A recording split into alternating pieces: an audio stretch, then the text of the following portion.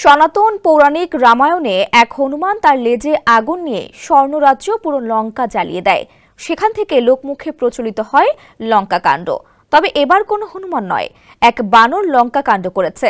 শ্রীলঙ্কার একটি বিদ্যুৎ উপকেন্দ্রে বানরের হানায় পুরো দেশ অন্ধকারে পতিত হয়েছিল। রোববার স্থানীয় সময় বেলা 11:30টার দিকে এ ঘটনা ঘটে। স্থানীয় সরকারি কর্মকর্তারা জানান, রাজধানী কলম্বোর দক্ষিণে একটি বিদ্যুৎ উপকেন্দ্রে হানা দেয় একটি বানর। এতে পুরো দেশে বিদ্যুৎ বিপর্যয় দেখা যায়। এরপর 3 ঘণ্টা পার হলেও বিদ্যুৎ সরবরাহ ব্যবস্থা স্বাভাবিক করতে পারেনি কর্তৃপক্ষ।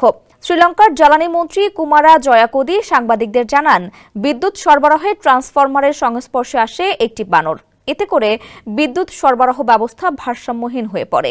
কামন ব্রো, এসব অনেক কিছু আসবে আর যাবে, এক্সপার্ট কিন্তু থেকেই যাবে।